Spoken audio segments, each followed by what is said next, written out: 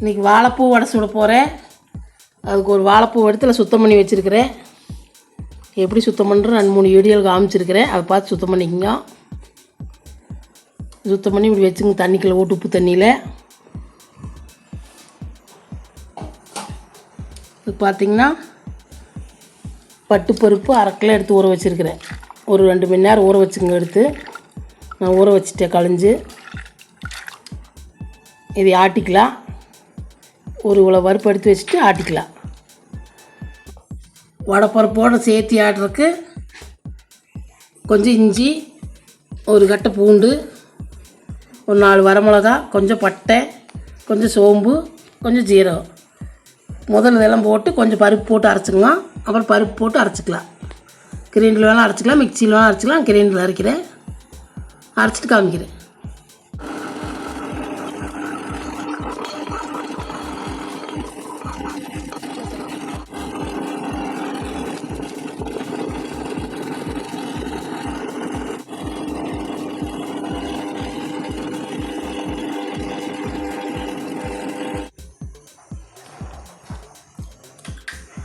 இந்தளவுக்கு குறை ஆட்டிக்குங்க. இதில் உப்பு சேர்த்து ஆட்டிக்குங்க.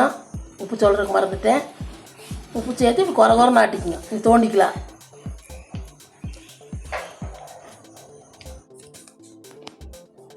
பருப்பு ஆட்டியாச்சு. இந்தளவுக்கு ஆட்டி தோண்டியாச்சு.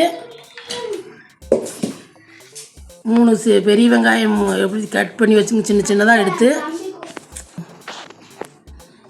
வடைக்கு பார்த்தீங்கன்னா இப்படி 3 பெரிய வெங்காயம் எடுத்து கட் பண்ணி வச்சுக்கோங்க. இப்படி வாழைப்பூவை இப்படி கட் பண்ணி வச்சுக்கோங்க. கொஞ்சம் புதினா, கொஞ்சம் கொத்தமல்லி, கொஞ்சம் கருவேப்பிலை, ஒரு 3 பச்சை மிளகா எடுத்து சின்ன சின்னதாக கட் பண்ணி வச்சுக்கோங்க. எடுத்து வச்ச பருப்பு இதெல்லாம் போட்டு பேஞ்சிக்கலாம். இப்படி வடைச்சட்டி வச்சு எண்ணெய் ஊற்றி வச்சுக்கோங்க. எல்லாம் கலக்காச்சு. நீ இப்படி உருண்டை பிடிச்சி வச்சுக்கோங்க. நீ எண்ணெய் காய்ச்சா போட்டுக்கலாம்.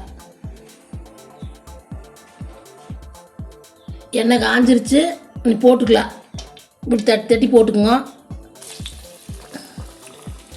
இப்படி எடுத்து உருண்டையை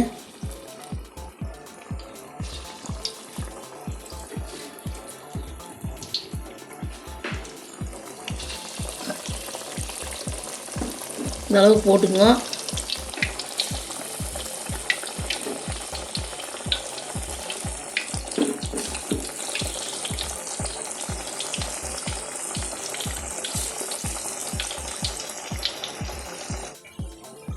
இப்படி திருப்பி விட்டு இப்படி செவந்தால் எடுத்துக்குங்க.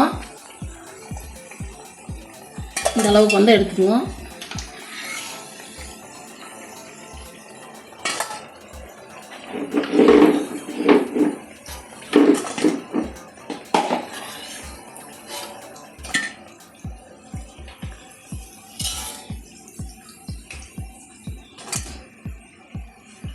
எல்லாம் எடுத்தாச்சு. இன்னும் எல்லாம் சுட்டுட்டு காமிக்கிறேன். பார்த்திங்கன்னா எல்லாம் சுட்டாச்சு. சூப்பராக வந்துருக்கு வாழைப்பூ வடை. நீங்கள் இந்த மாதிரி சுட்டு பாருங்கள் வாழைப்பூ வடை உங்கள் வீட்டில் செஞ்சு பார்த்துட்டு பிடிச்சிருந்தா லைக் பண்ணுங்கள், ஷேர் பண்ணுங்கள், சப்ஸ்கிரைப் பண்ணுங்கள்.